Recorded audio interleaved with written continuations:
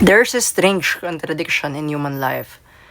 That is the most certain reality, yet it is the most avoided topic. Men plan for careers, for wealth, for relationships, even for retirement. Yet few seriously prepare for that. We speak of dreams but not of endings. We celebrate beginnings but silence the thought of our final breath. Why is this so? Because that confronts man with the truth he does not want to face. He is not in control. He is not eternal and he is accountable. Scripture tells us in Ecclesiastes 7:2, it is better to go to the house of mourning than to go to the house of feasting. For this is the end of all mankind, and the living will lay it to heart.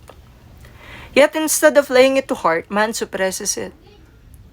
So why does man avoid talking about that? Because first, that exposes our human frailty. Man was created with dignity, made in the image of God.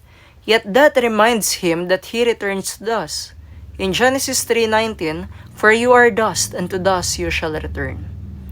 This is offensive to human pride. Modern culture teaches self-exaltation, but that humbles every man equally. Kings and beggars share the same grave. Also, that awakens the reality of judgment. Deep within, man knows that death is not the end. There is something beyond it. Hebrews 9:27 says, and just as it is appointed for man to die once, and after that comes judgment. This is why men distract themselves. Entertainment, success, and pleasure become tools to drown out the voice of conscience. But suppression is not escape. That also confronts man with his sin. This is one of the reasons why we don't want to talk about it. That is not natural in the original design of creation. It is the result of sin. Romans 5:12. Therefore, just as sin came into the world through one man, and death through sin, and so death spread to all men because all sinned. Men avoid death because it reminds them of guilt. It tells them that something is wrong, not just in the world, but within themselves. So why does death exist? Death exists firstly because of the fall. God created man for life, not for death. Death entered when man rebelled.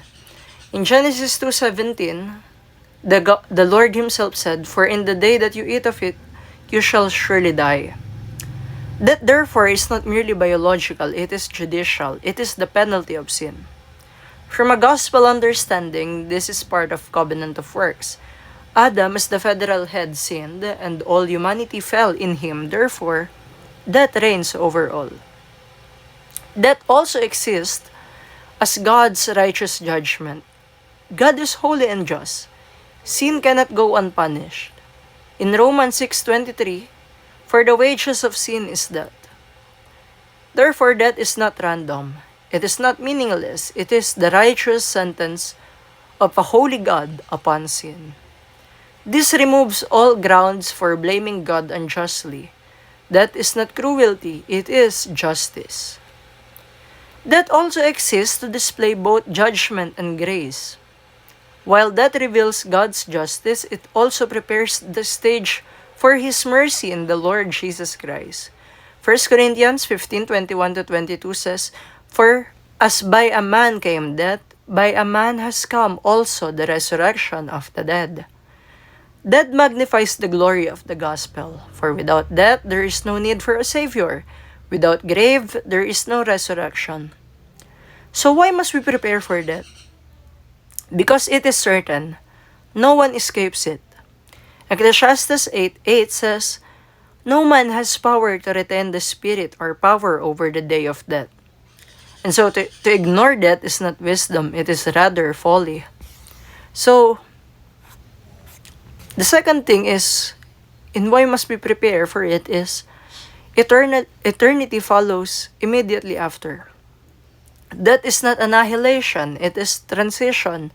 Luke 16:22-23 in the parable of the rich man and Lazarus, we can see that immediately after death comes conscious existence, either in comfort or in torment. There is no second chance beyond grave. And thirdly, because how you live determines how you die. A man does not suddenly become righteous at death. He dies as he lives. And so those who live in repentance and faith die in hope. And those who live in rebellion die in judgment. How must we live then? We must live with eternal perspective. Colossians 3:2. Set your minds on things that are on above, not on things that are on earth. If that is certain, then earthly things are temporary. This should reorder our priorities. Second is we should live in repentance and faith in the Lord Jesus Christ. The only preparation for that is not moral improvement, but salvation in the Lord Jesus Christ. For it is Him who said in the Gospel of St. John 11:25, I am the resurrection and the life. Whoever believes in me, though he die, yet he shall live. The Lord Jesus did not merely teach about that, He conquered it. And thirdly is we should live as we want to be remembered. This is not only about worldly legacy, but rather a spiritual testimony. Will you be remembered as one who loved the Lord, as one who walked in obedience, as one who proclaimed the gospel? And so in a prayer in Psalms 90:12, we can read, to teach us to number our days. To number our days is to live wisely. So how must we face death? Men avoid death because they fear it. But Scripture calls us not to ignore it, but to understand it. Death exists because of sin. Death remains because of judgment. But death is conquered through the Lord Jesus Christ. For the believer, death is no longer a curse to fear, but a doorway to glory. 2 Timothy 1:10, our Savior, Christ Jesus, who abolished death and brought life and immortality to light through the gospel. So do not live as if death will never come, but rather live ready, live faithfully, live in the Lord Jesus Christ. Because the question is not if you will die, but whether if you are prepared to meet God when you do.